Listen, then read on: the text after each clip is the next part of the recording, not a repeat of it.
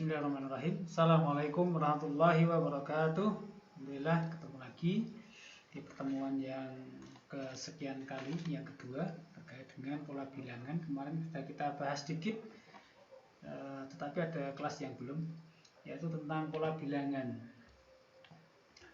Pola bilangan ini ada 3 yang bisa kita pelajari polanya. Yang pertama adalah pola penambahan dan pengurangan yang tetap. Contoh bilangannya bilangan asli 1, 2, 3, 4, 5.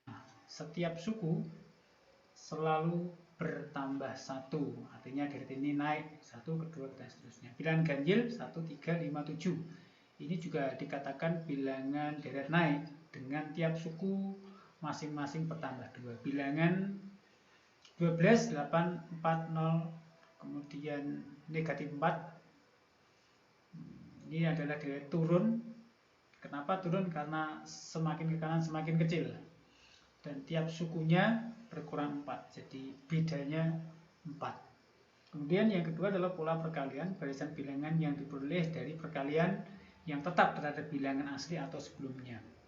1 kali 3, 2 kali 3, 3 kali 3, 4 kali 3, diperoleh dari n kali 3.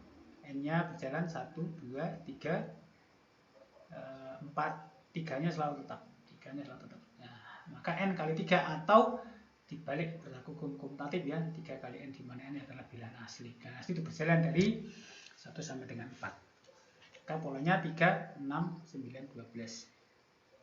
Kemudian contoh yang lain ini bisa kita lihat sendiri nanti analisanya. Kemudian yang ketiga adalah pola perpangkatan.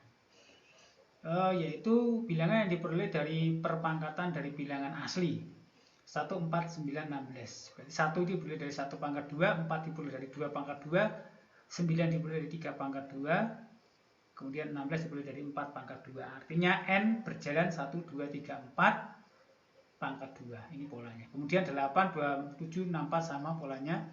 Dimodifikasi, kalau n-nya selalu dialih dari 1, maka supaya ketemu 2, maka 1 tambah 1 adalah 2, 2 pangkat 3 ketemu 8. 1 tambah 2 ketemunya 3, pangkat 3 ketemunya 27. 1 tambah 3 ketemu 4, dipangkatkan 3, 4 pangkat 3 64. Sehingga 1, 1, 1 ya. Kemudian 1, 2, 3 bilangan asli, maka dikatakan n bertambah 1 pangkat 3. Itu. Kemudian bilangan segitiga Pascal, dulu di himpunan teori himpunan mungkin sudah kita buat segitiga, namanya segitiga Pascal seperti ini, 1, 1, 1, 1 tambah 1, 2 di tengah ya, kemudian tambah lagi depannya 1, 1 tambah 1, 3, kemudian 2 tambah 1, 3, depannya tambah 1 lagi, depannya dan terakhir tambah 1, maka 1 tambah 3, 4, 3 tambah 3, 6, 3 tambah 1, 4, kemudian berlanjut dan seterusnya. Maka polanya adalah 1, 2, 4, 8, 16. 1, 2, 4, 8, 16 bisa terjemahkan 1 diperoleh 2 pangkat 0, 2 diperoleh 2 pangkat 1, 4 diperoleh 2 pangkat 2, 3 diperoleh dari 8 diperoleh 2 pangkat 3. Maka polanya adalah n-nya kan harusnya 1, 2 pangkat n, tetapi kok 0, maka dimodifikasi. 1 dikurangi 1 ketemu 0, maka 2 pangkat 1 dikurangi 1, 0. 2 pangkat 2 dikurangi 1, demikian. Maka polanya adalah 2 kali pangkat n-1.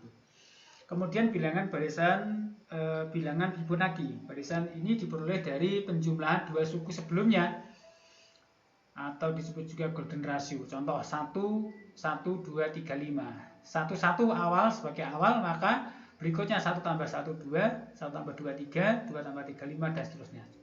Yang lain silahkan nanti contohnya dibuat sendiri. Barisan dan deret aritmatika. Nah, perbedaan barisan dan deret ini terletak pada tanda koma dan jumlah. Dikatakan barisan jika pemisah antar suku atau suku barisan jika pemisah antar unsur atau suku ini berupa tanda koma, misalnya 4, 8, 12, 16. Maka 4 ke 8 perubahannya 4, 8 ke 12 perubahannya 4 juga, 12 ke 16 perubahannya 4. Maka perubahannya selalu sama. Maka ini dikatakan bedanya 4. Barisan ini barisan jika pemisah antar suku, antar unsur atau suku berupa tambah tadi 4, 8, 12, 16 diubah menjadi tambah. 4 tambah 8 tambah 12 tambah 16. Perubahannya sama 4, maka dikatakan sebagai deret. Ini namanya deret aritmatika. Maaf, ini deret ya. Deret.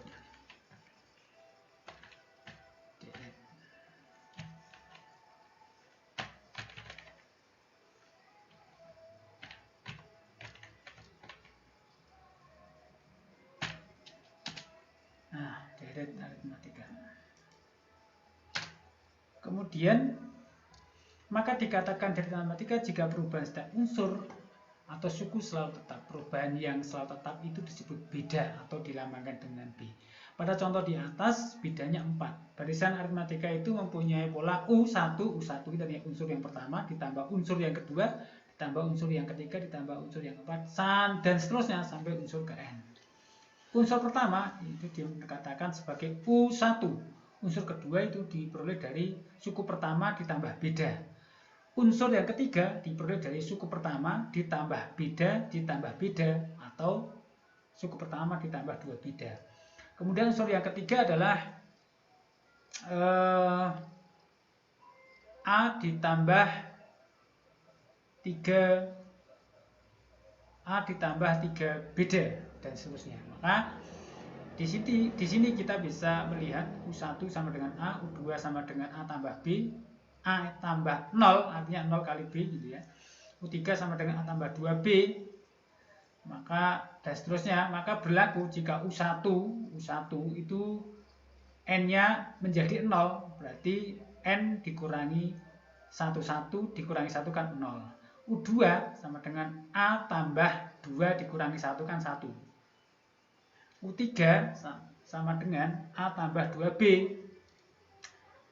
Maka A ditambah 2 kali, A ditambah 3 min 1 dikalikan beda, ketemunya kan 2 beda. Dan seterusnya sehingga berlaku UN sama dengan A plus N min 1 kali beda. A ini suku pertama, B itu beda, yaitu U2 dikurangi U1 atau U3 dikurangi U2 atau U4 dikurangi U3 atau U5 dikurangi U4 dan seterusnya, atau UN dikurangi UN min 1 atau suku setelahnya dikurangi suku sebelumnya atau unsur sebelumnya. UN adalah suku ke N. Contoh ya, kita ambil ini sebagai contoh.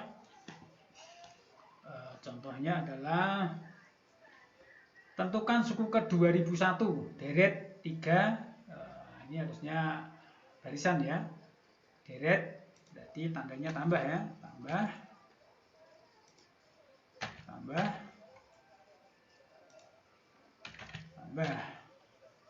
nah, 3 tambah 8 tambah 13 tambah 18. Suku ke 2001 berarti kan panjang sekali di sini. Maka kita bisa melihat A ada sama dengan 3 suku pertamanya, B sama dengan 5. Nah, bedanya 5. Dari mana 5? 8 kurang 3 atau 13 kurang 8 atau 18 kurang 13. Maka bedanya selalu sama.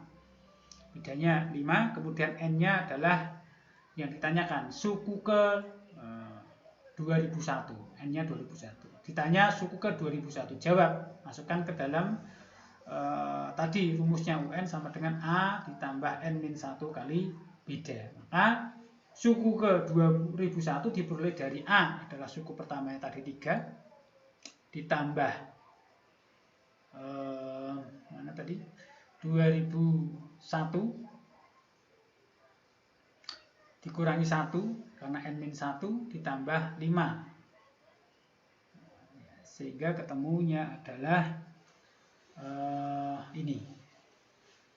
Nah, itu pengantar dari saya untuk tugasnya. Nanti silahkan disimak tugasnya sebagai latihan di rumah, yaitu yang pertama adalah pengetahuan, latihan buku mandiri halaman 2-7, pola konfigurasi nomor 1-5, barisan 16 nomor 24, Fibonacci nomor 38, deret aritmatika 45. Nah, ini untuk tugas pengetahuan. Sedangkan untuk keterampilan, ya anak-anak silakan untuk membuat gambar konfigurasi yang menarik, entah nanti bentuknya segi 3, segi 4, segi panjang dan seterusnya, atau gambar